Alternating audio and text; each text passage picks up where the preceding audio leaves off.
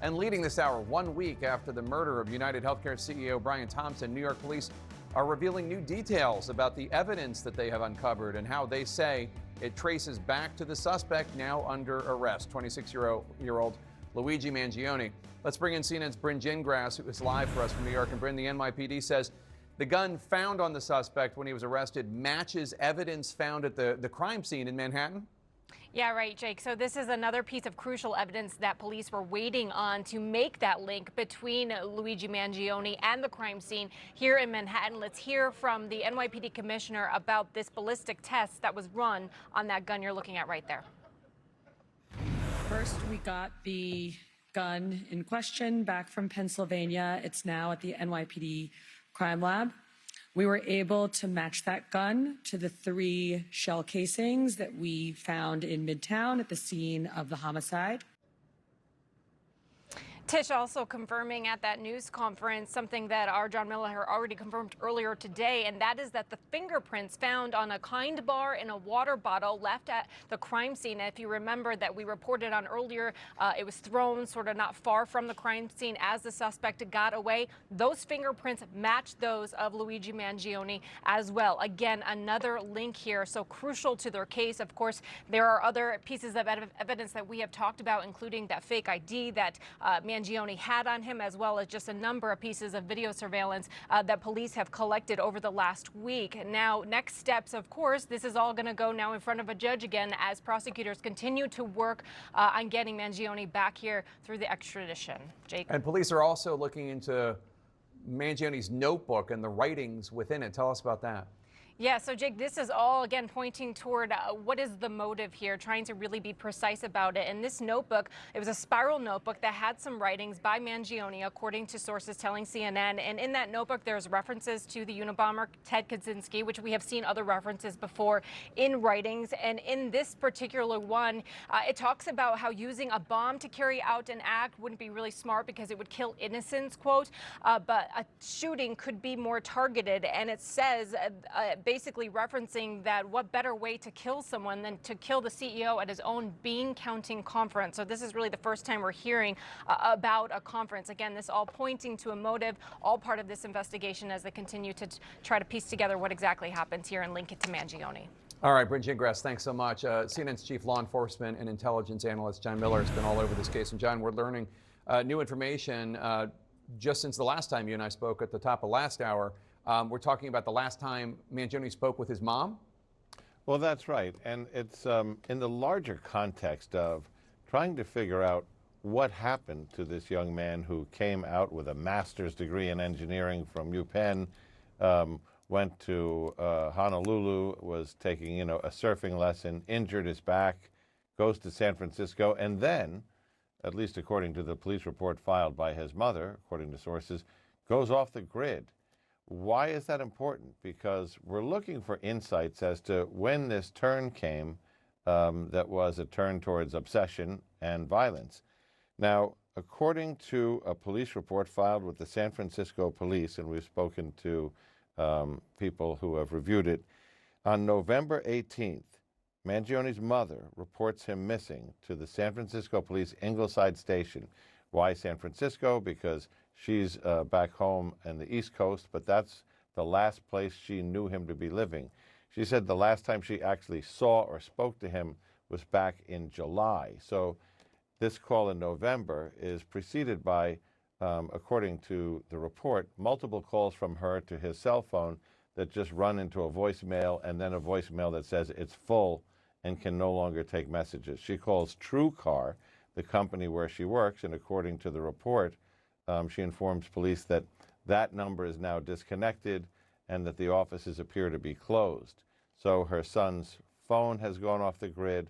His employer seemingly is no longer available, and she was asking police to look for him. Now, San Francisco police, when contacted by CNN, and we'll try to dig deeper on this, referred us to the NYPD saying all records regarding Mangione are going to be referred to NYPD because of the murder investigation. But we are starting to get a clearer picture of Mangione's time in San Francisco, where he stayed in a youth hostel, very much like the one he stayed in New York, allegedly before the murder, but not not really where he kind of started to make this turn, other than the injury he came back with that started the back pain, that started the writing online about his suffering, which of course could go to the motives behind this crime, given the contact he must have had with various parts of the medical community.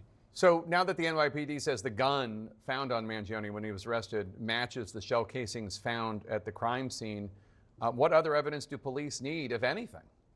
Well, I mean, the evidence is starting to surround him, right? The fingerprints taken when he was arrested in Altoona, PA, match prints found on the scene of the murder in New York City.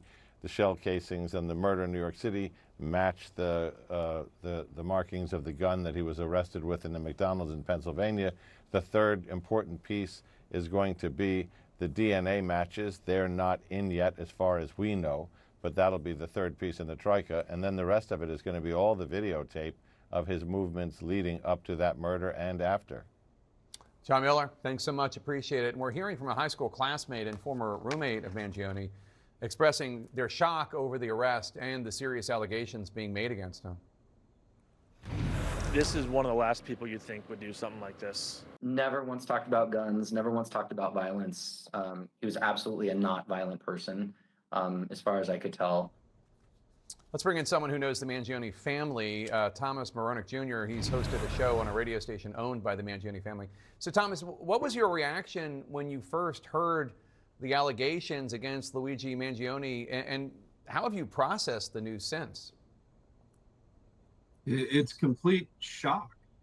This is the last person you would think to do something like this coming from the family that he's from. This is a very esteemed family. They're tremendously supportive of charities. They own golf courses, they own real estate, and of course WCBM, which is how I knew them. But how do I process this since? It seems like the case is certainly building even day by day. John's report, I think, really just shows that the evidence is really mounting against Luigi Mangione. Have you spoken with the family at all? I have not. I didn't expect to speak with them about this. They put out a statement saying that they were shocked, they were horrified. They offered their condolences to the victim. And I think they're really trying to internally process this. This is obviously very difficult with a member of their family having been named in this case, and particularly with some of these developments. When you saw the pictures of the assailant, or the suspect rather, in the murder of the health insurance company CEO, did it occur to you that that looked like Luigi Mangione, or it didn't?